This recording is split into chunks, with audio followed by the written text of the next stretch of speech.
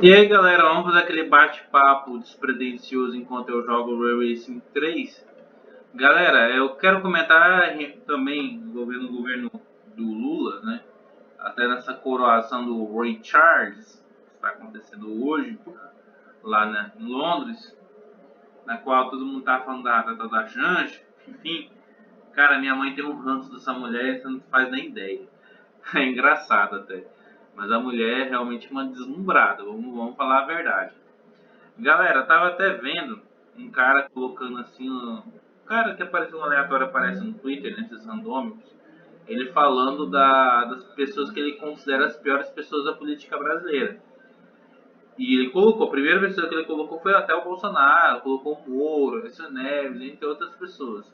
E o cara não gosta do Lula. Quando você vai rolando o feed dele, né?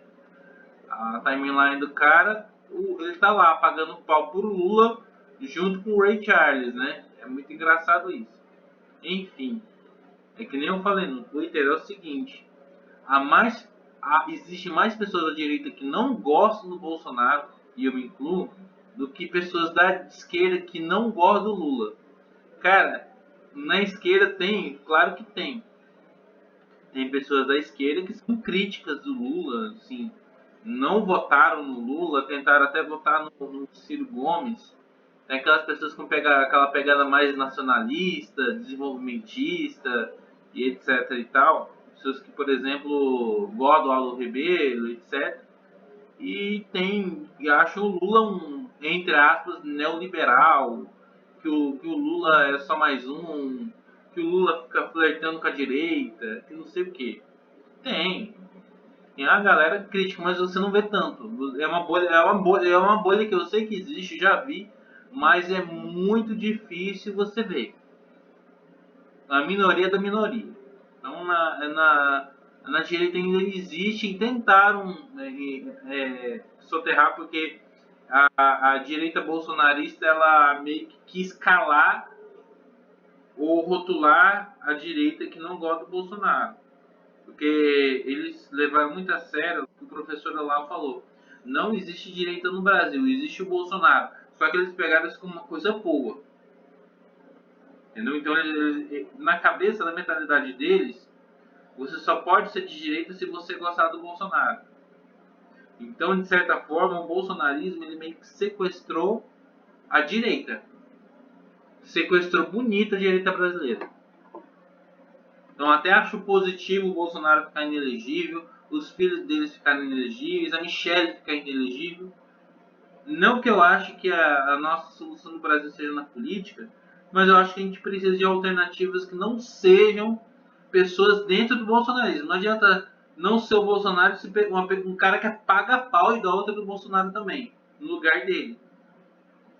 É a mesma coisa do que você dizer, eu não quero Lula, mas vota na Dilma, vai votar no futuro no André Janones, que é a mesma coisa, entendeu? É curioso isso, cara. É uma coisa assim que eu percebo que existe na direita brasileira. A direita brasileira hoje ainda é meio que sequestrada pelo bolsonarismo. Isso você não vê tanto isso você não vê tanto na esquerda. A esquerda já é totalmente, como eu poderia dizer, ela até permite, entre aspas, algumas críticas, mas é claro, uma coisa mais teatral. Que eles ainda têm aqueles caras que criticam. Eu vi hoje esses dias do Pondé, eu vi, acho que foi Paulo Coelho. Aquilo ali, eu acho que até meio que um teatrinho. No fundo, é aquela coisa, petista que até critica o Lula, mas no fim vota nele. Que nem eu já vi isso na minha graduação. Tinha uns professores, alguns alunos que eram de esquerda e faziam críticas ao PT e tal, algumas situações, mas quando chegou a eleição de 2014, votaram na Dilma com força. O cara sempre pende pro lado ideológico da coisa. E o Brasil está super ideologizado. O Brasil está mega, hiper, power ideologizado. E sendo que a gente tem problemas que a ideologia não resolve, atrapalha. Tá? atrapalha. Que nem quando eu fiz um vídeo, acho que foi ontem, anteontem, falando, coloquei até o Forza Horizon de fundo, né? Foi anteontem. Eu falei dos problemas que eu percebi na minha cidade. Nenhum desses problemas envolve ideologia. Não tem ideologia nesses problemas, são problemas factuais, problemas concretos. Problemas que envolvem o quê? O dia a dia, serviços básicos, serviços públicos, serviços que às vezes a gente tem que sim, não há problema nenhum em recorrer para iniciativa privada. Aliás, no âmbito que entra a ideologia é basicamente que a esquerda gosta e defende que os serviços sejam prestados por empresas públicas, né? E às vezes essas empresas não têm condições de operar.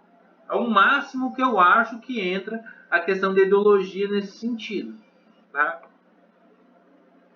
E algumas pessoas ainda acham que o problema é ideologia agora. Claro que a gente tem hoje um governo como o do Lula. O governo do Lula é um governo revanchista. O Lula governa por revanchismo. Aliás, praticamente ele não governa, ele delega mais para os seus aliados, por exemplo, o Alckmin está mais tempo no exercício de presidente do que o próprio Lula. O Lula está viajando, está agora na coroação do Rei Charles, com a Janja. Mas, se você for ver bem, hoje, quem tem mais poder? Hoje, um poder totalmente coeso, um poder concreto, um poder que é inquestionável e totalmente sem meios de tentar desbaratinar. Poder do judiciário. O judiciário ele tem tanto poder, ele tem tanta força que ele sim, ele não tem mais uma questão de harmonia de poderes há muito tempo. Porque ele percebeu o seguinte: como o Bolsonaro ele se permitiu naquela situação de baixar a cabeça para o STF com medo de algum motivo, seja para não prejudicar os filhos dele ou ele mesmo, o governo dele, para ele não ter problemas, ele quis fazer a política da boa vizinhança. Ele deu margem para, por exemplo, o Alexandre de Moraes hoje ter muito poder. Então, o Lula agora percebeu o seguinte, que agora hoje o judiciário tem mais força ainda. Porque agora o Lula sabe que não pode se impor ao judiciário. Por mais que ele colocou pessoas ali, que hoje fazem parte desse grupo seleto dos olimpianos. Acho que a maioria da STF ali são de pessoas que entraram no governo dele, no primeiro governo dele, do segundo dele e da Dilma, né? Acho que só a exceção ali foi só o Gilmar Mendes, o Cássio Nunes e o André Mendonça que não foram. Ah, e o próprio Alexandre de Moraes, claro, que entrou na época do Temer. O resto ali são de pessoas que entraram, quem foi indicado nos governos do PT. Só que dali os caras já estão se sentindo muito poderosos. Eles já têm um poder muito grande, tanto que a PL 2630 não prosperou na votação do Congresso, o próprio Judiciário quer implementar. O próprio Judiciário já quer tomar as rédeas da situação.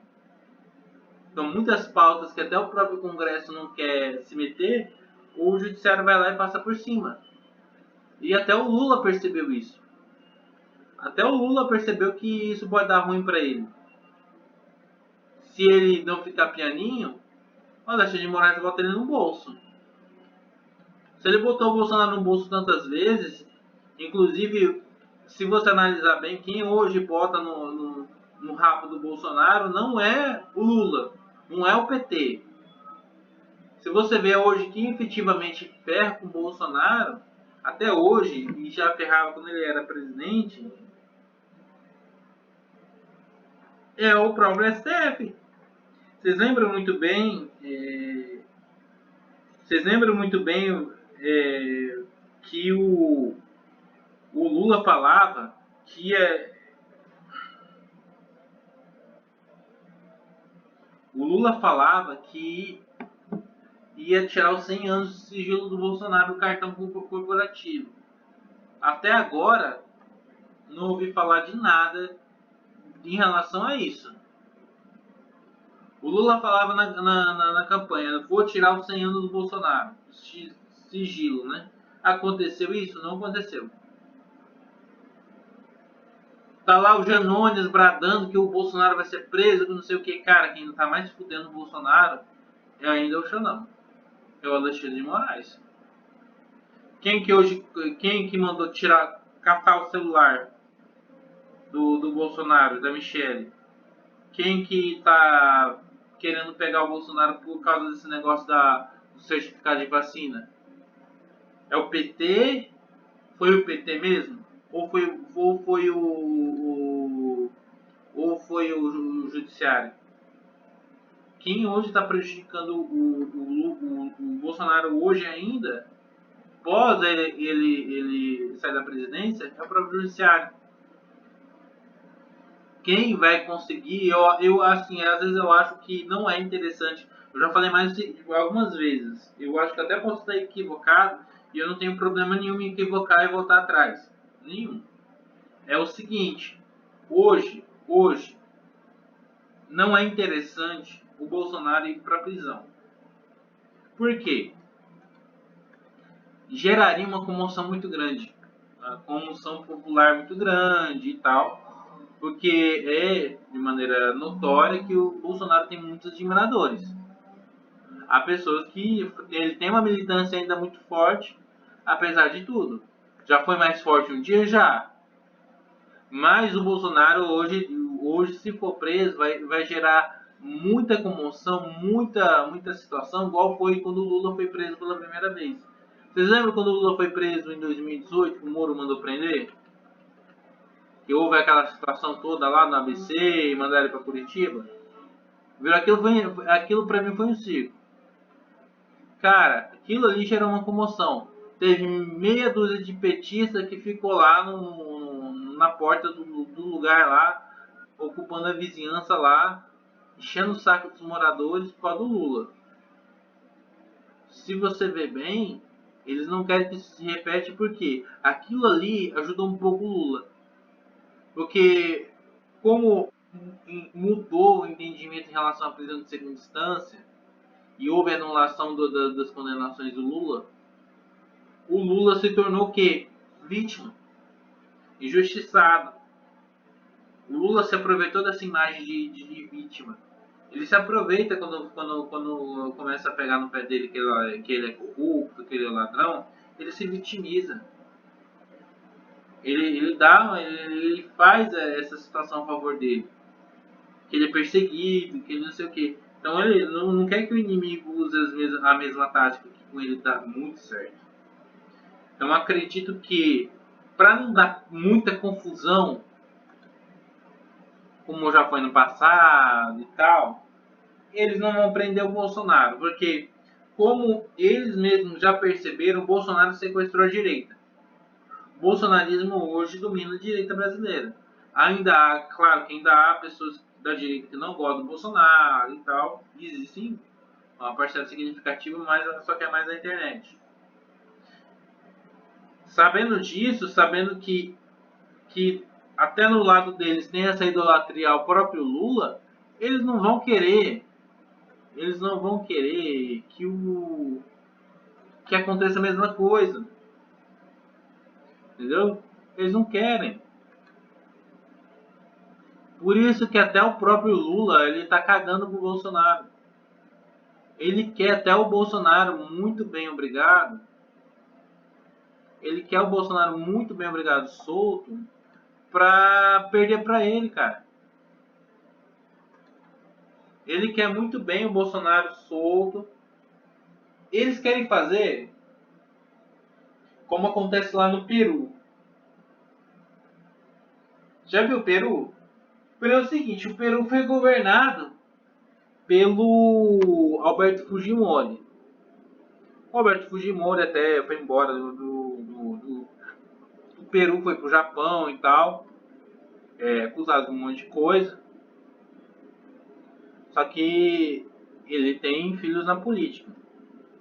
Aí toda a santa eleição lá é disputada lá pela filha dele, a Keiko Fujimori. Ela sempre perde.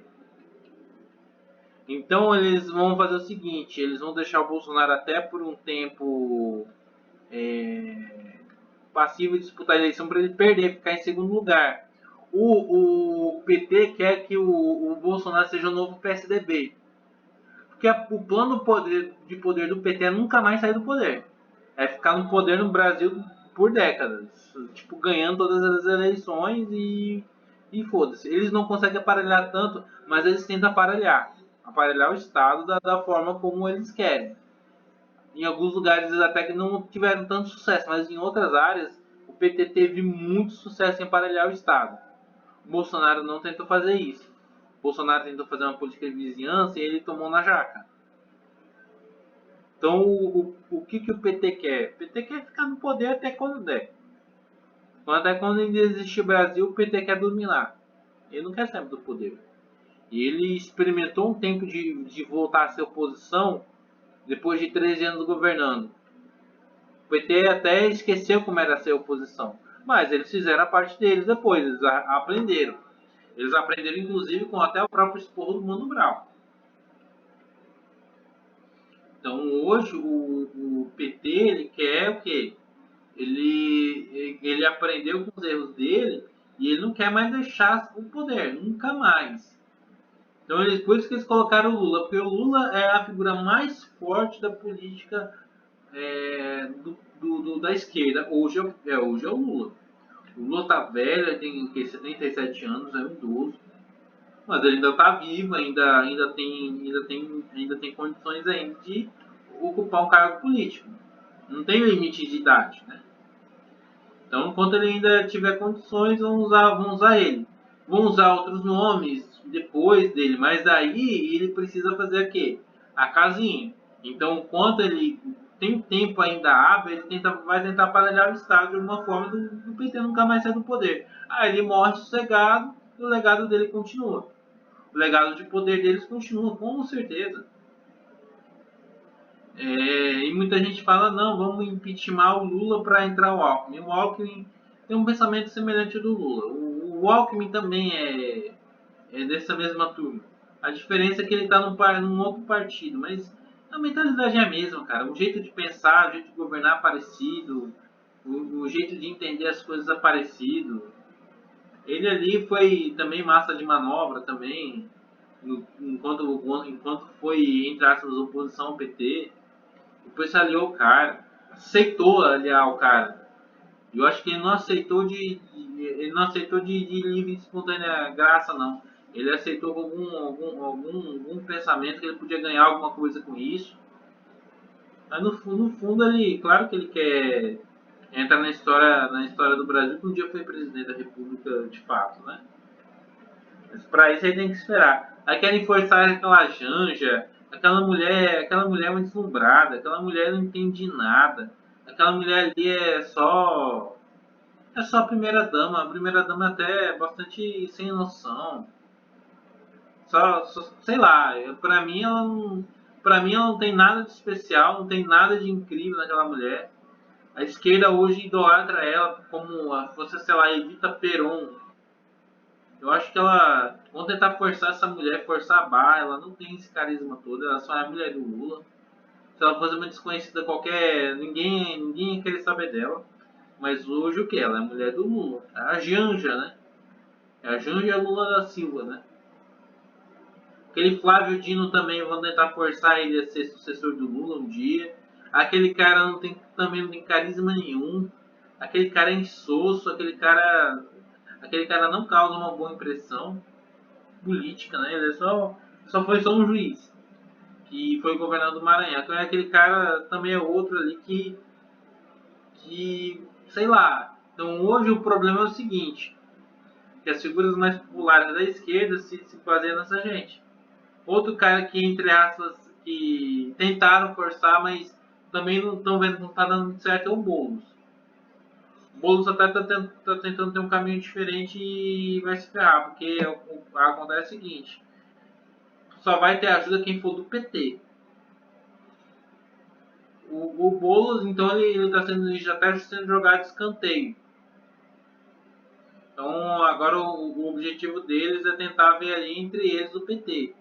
A Janja, inclusive, está apagando até a narizinho. A gente já está meio que tirando o foco de muita gente ali da esquerda que quer surfar na onda e quer ser meio que, entre aspas, o sucessor do Lula, um dos sucessores do Lula. Mas a mulher tá atrapalhando eles também, o planinho de poder deles, né? Então esses caras meio que ficaram. Até aquele Janones ali, a galera não tá dando muita moral pra ele. Cara, não sei quem é mais pagar pau do Lula hoje. Se é o Janones ou o Felipe Neto. Chega a ser uma coisa assim. É... Chega a ser até forçação de barra, né? Como é o Felipe Neto também. O Felipe Neto colocou lá que o Google tá mancomunado com o tá mancomunado contra o Lula, que não sei o que. Felipe Neto, que o Felipe Neto, você colocava Lula coroação, é da Lula corrupção. Só que você colocar, dependendo da balança, você colocar Bolsonaro, se você colocar Machadinha, dá rachadinho. Ou seja, é algoritmo, cara. O cara tá dizendo que é uma coisa proposital, feita pelo Google para fuder o Lula, pra estar contra o Lula. Então eles querem que, causar um clima assim, que as Big Techs são contra o Lula. Então logo as Big Techs são malvadas. Sendo que o Felipe Neto se valeu delas. Aí tem uma coisa falando do Felipe Neto, que ele até vai participar lá de uma comissão, né, de um comitê de pessoas para dar as diretrizes econômicas do Brasil no futuro. Tem aquela menina, Nath Finanças, né? Só que tem um porém. Isso me parece que é um trabalho voluntário, não tem remuneração esse cargo. É um cargo simbólico e tal, mas não tem, esse conselho não vai pagar o salário por causa disso. Aí que acontece é o seguinte, quem está participando disso não está pelo dinheiro, mas está pelo status, tem, claro que tudo tem algo em troca, mas nem tudo necessariamente é só dinheiro. Então um ganho que pode ter isso, o Felipe Neto pode ter isso, não é um ganho de dinheiro, pode ser um ganho pessoal, um ganho político. Ele tem essa coisa de se sentir importante por influenciar pessoas. Então, senão ele nunca teria aberto um canal no YouTube, porque quando você está aqui dando sua opinião, você gosta de saber que a sua opinião está sendo levada em conta para outras pessoas. A gente gosta, eu gosto de saber que minha opinião é levada em consideração, mesmo quando a pessoa não concorda comigo. Então, claro que o Felipe Neto tem essa missão, tem esse ego. O cara se sente importante, cara. E ele tá se sentindo tão importante nessa situação, pós-Bolsonaro e volta do Lula, o cara tá, que o cara tá mais deslumbrado ainda, cara. O deslumbramento dele, ele foi pra ONU, o cara tá se achando um fodão, cara. Um cara que até algum tempo atrás a gente tava ridicularizando que ele imitava uma foca, que ele pintava o cabelo de colorido. Entendeu? Felipe Neto era considerado ele é ainda uma piada, se você for ver bem, o Felipe Neto ainda é uma piada. Só que o cara, ele tem uma ambição muito grande. Ele tem a ambição de, sei lá, eu acho que ele tem um deslumbramento que um dia ele vai ter, mas vai ser um grande o quê? Influenciador famoso brasileiro. Que ter domínio de algum meio de comunicação. Como é, sei lá, como foi Silvio Santos. Ele quer ser isso. Ou como foi, sei lá, Roberto Marinho. Então ele tem essa coisa nele. E por isso que hoje ele é aliado à esquerda, aliado ao PT. Não por convicção. Aquele cara não tem convicção de nada. Mas no cara que está vendo ali uma oportunidade de ouro de se aliar com as pessoas que ele acha que são as pessoas certas. Depois, quando não for necessário, ele cai fora. Só que, claro, que tudo tem seu preço, né? Não é assim também. Se ele acha que isso não vai ter um preço, ele está muito enganado. Mas, enfim, é uma coisa que depois ele claro que vai arcar com as consequências, né? Porque eu penso assim, que se faz é que se paga. Mas hoje é essa galera que está cercando o Lula. Lula que todo mundo sabe que não vai chegar, por exemplo, aos 100 anos. Sabe muito bem. Pela vida pregressa dele, ele não vai durar tanto tempo assim, mas dá tempo eles fazerem tudo isso. É um governo hoje que eu acho fraco. O governo Lula ali é fraco. O governo Lula é um governo, como eu já falei, o governo Lula hoje é um governo de revanchismo, não é um governo que quer governar o país. O que eles fazem? O Lula sempre teve aquele discurso manjado de nós contra eles. Então hoje ele tem raiva do Campos Neto, que é o presidente do Banco Central, porque o Campos Neto ele mantém a Selic a 3,75. E por que a Selic é tão alta? Porque juros altos são uma merda. Porque os juros altos seguram em quê? Inflação. Porque como o dinheiro ele fica mais caro na praça, ele circula menos. Ele circula menos, ele desvaloriza menos. E como ele tem essa taxa, muitos investimentos fixos eles são remunerados melhor aqui, por exemplo, em outros lugares. Então o investidor ele bota mais dinheiro estrangeiro aqui. Se ele bota mais dinheiro estrangeiro aqui, a reserva de dólar é maior, logo o dólar ou fica estável ou cai. Aí, se o dólar disparar de volta, tudo vira o quê? Um castelo de cartas e cai. Por exemplo, como a gente vive uma economia dolarizada e até eles querem tirar essa dependência do dólar. Eles não querem, tanto que eles estavam falando de negociar moedas em comum entre o BRICS, entre a Argentina e tal, justamente para não ter essa dependência do dólar. Que hoje o dólar ele é a moeda de negociação mundial. O ano passado foi a libra esterlina. Então o que acontece? Eles querem tirar essa dependência do dólar, porque o combustível, trigo, entre outras coisas, é pelo dólar. É tudo relacionado ao dólar, exportação e importação, balança comercial. Então, por exemplo, por exemplo, o Lula quer os juros mais baixos? Para injetar crédito no mercado. Porque daí cria-se uma coisa chamada consumismo. Um consumismo, um crédito dado por pobre e tal, dá a sensação que o pobre está comprando mais, está vivendo melhor. Aí ele associa isso com o PT no poder. Ele fala assim, nossa, eu estou vivendo melhor por causa do Lula, logo eu tenho que votar no Lula a vida toda, por isso que o PT tem que ficar no poder. Porque eles fazem o trabalho cultural, com os artistas, com os atores da Globo e tal, com os cantores e pela educação, pelos professores e tudo mais, pelos profissionais de saúde e tal. Então, pô, tu consegue um crédito para comprar um carro popular mais fácil, você vai dizer que isso foi graças ao Lula. Pô, o Lula tá me ajudando a ter um carro popular. Tanto que agora estão nessa discussão que ele ficou puto porque agora um carro entre essa popular custa quase 90 mil reais. Aí ele culpa os juros altos, mas se você for ver bem, por que hoje um automóvel é tão caro?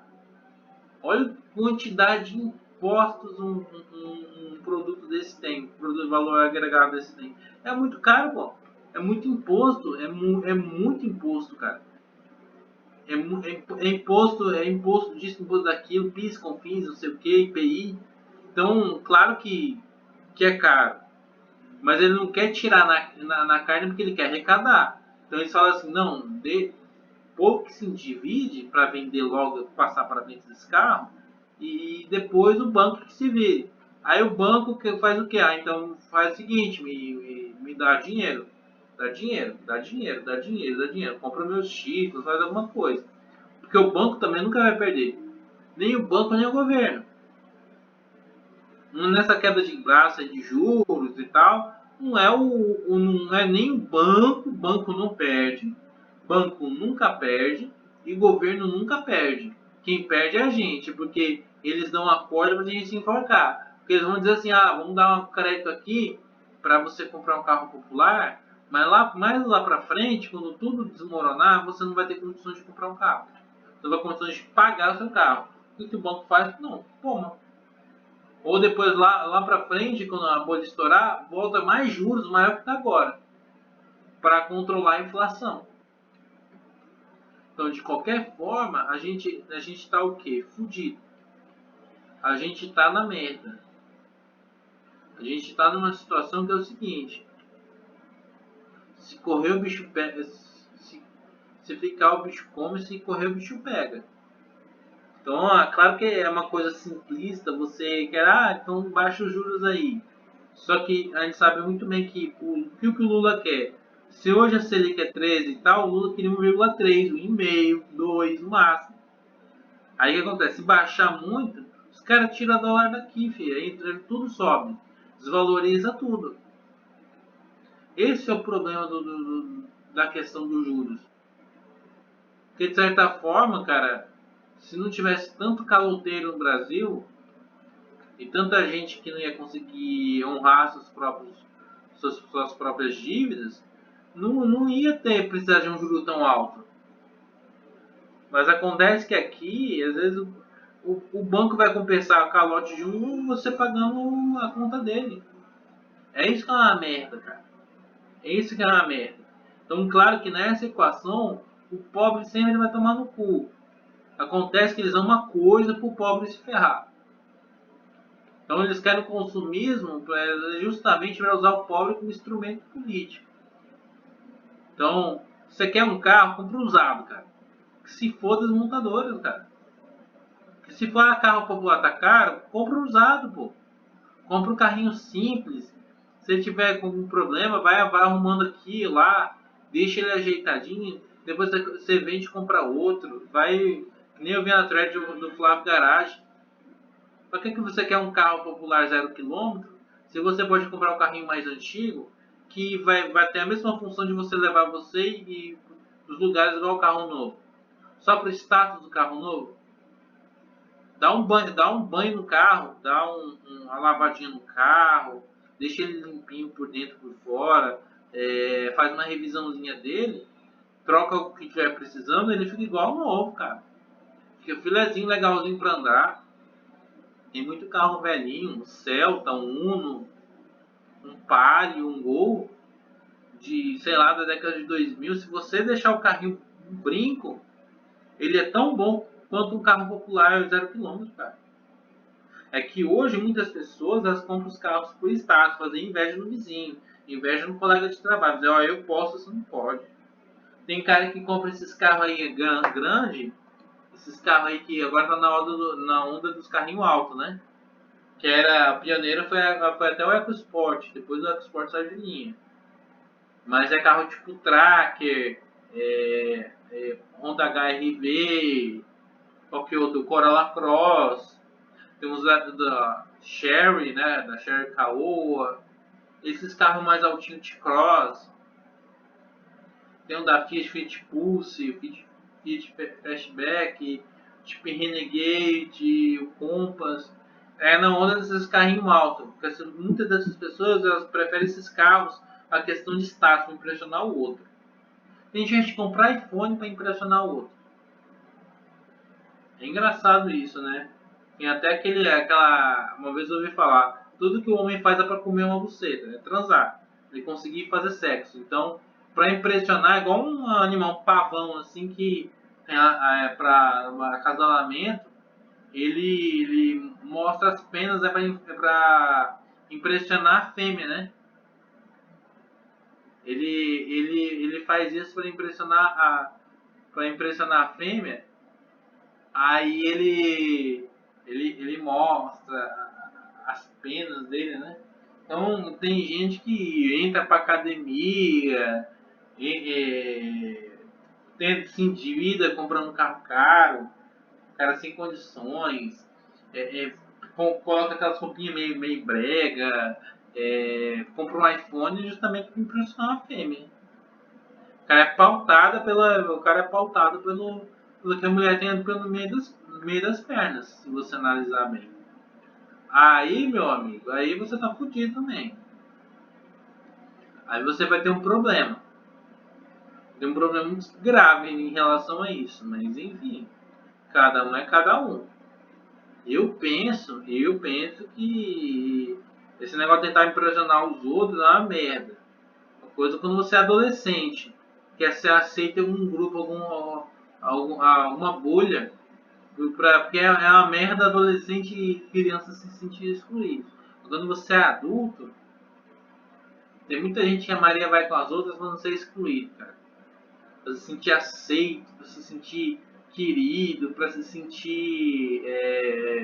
Como é que se fala? Se sentir no meio, né? Inclusive, tem pessoas que têm certas opiniões que não são tão verdadeiras assim para serem incluídos. Inclusive, gente sinalizando virtude, né? E gente que se preocupa, não, que eu me preocupo com o meio ambiente, eu me preocupo com o social. É que nem um cara que foi dar carteirada comigo esses dias. Ah, se você não pensa como eu, logo você é um péssimo ser humano.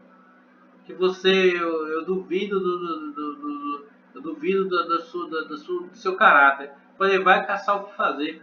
Porque o cara falou que era professor, historiador e não sei o que. Sociólogo. Ele tem 3 formações, né? Não, ele é advogado, professor e historiador. Olha que eu lembrei, o cara deu essa carteirada aqui. Em cima de um cara que até mora lá na Alemanha, né? E até a favor do Bolsonaro. Enfim, do jeito dele. Aí o cara foi chamar esse cara de. Incluir esse cara num grupo de gente que é nazista, né? O agronazista. Que pra eles nazismo é uma coisa que. Pra eles é uma coisa que é um termo que não tem nada a ver com o que foi um dia. Entendeu? Pra eles assim, é um nome ofensivo. Mas se você analisar bem, é uma ideologia fracassada.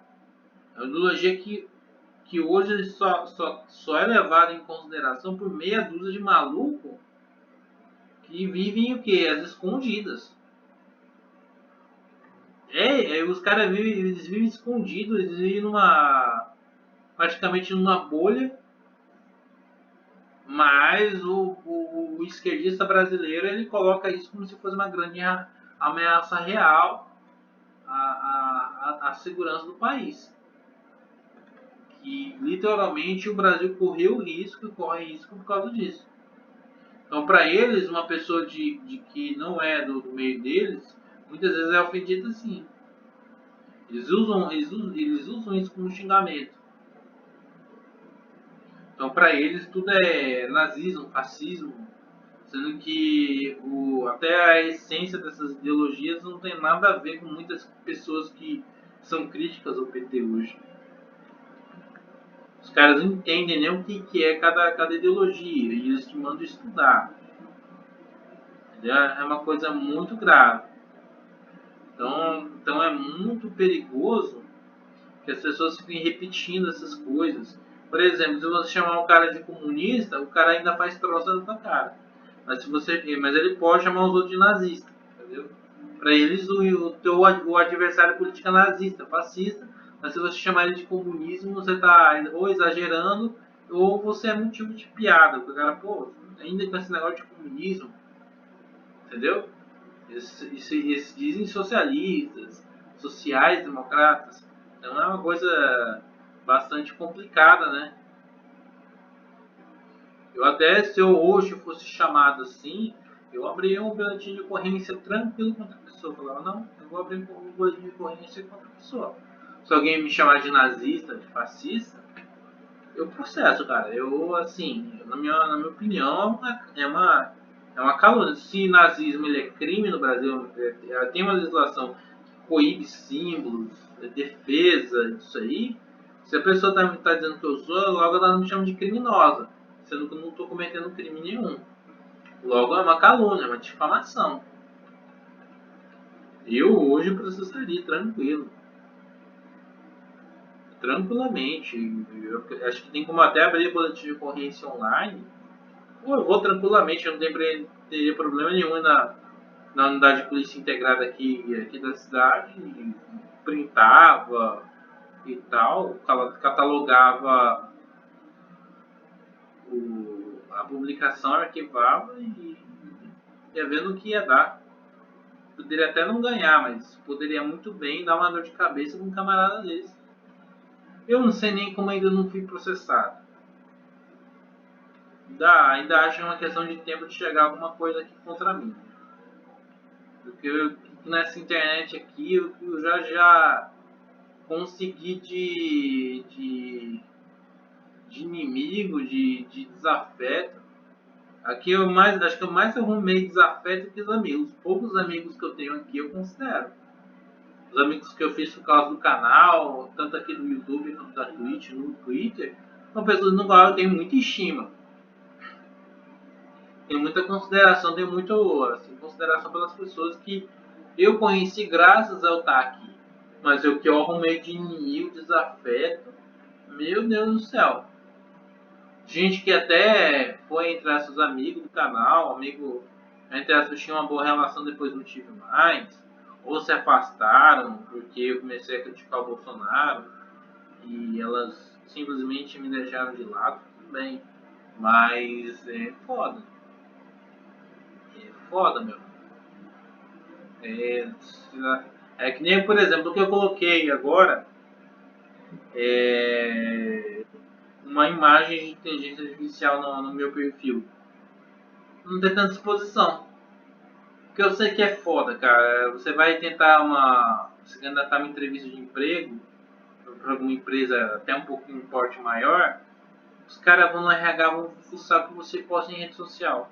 Aí você deixa de ter um emprego, porque a mulher da RH muitas vezes é uma petista, pessoa de esquerda, politicamente correta, vai ver lá que você falou mal do Lula, ou que você, sei lá, critica a mulher. Temos que, né, esse pessoal da Red Pill que tem mais revanchismo com feminista, aí a mulher vai ver lá e esse cara aqui é fascista, esse cara aqui é da extrema direita, eu vou tá eliminado do processo seletivo. Aí você fica o quê? Na merda. Aí eu sei que é difícil, né? Tanto que eu até coloco hoje pseudônimo no Twitter.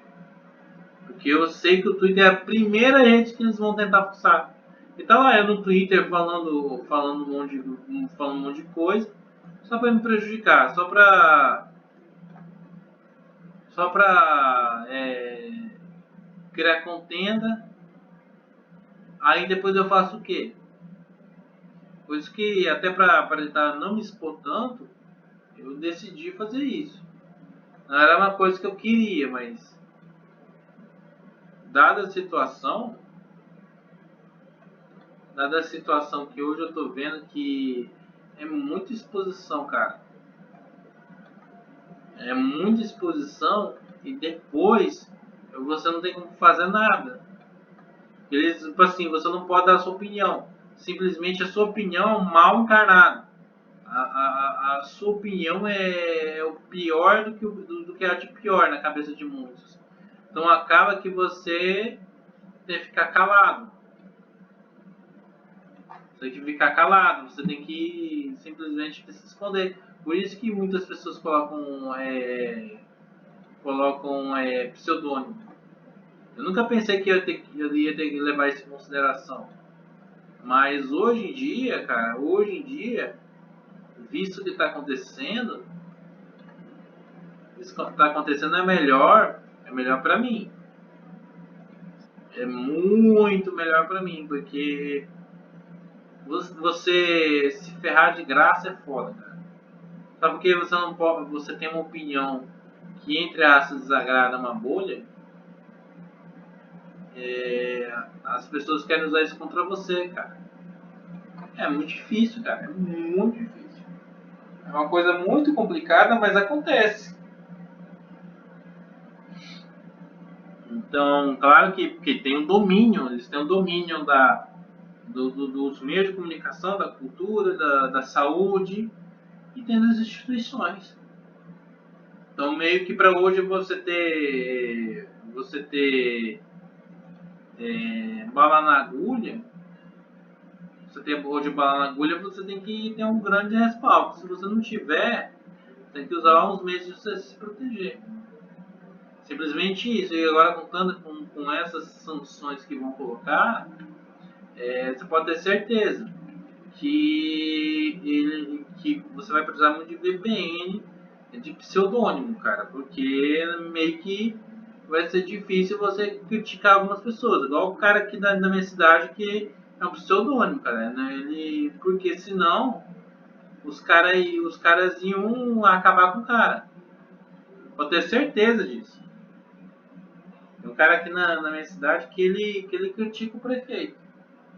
Você acha que é coisa de peito aberto, ele ia ter processo, não ia tentar fazer alguma coisa contra ele, tentar ferrar com ele? Iam, cara.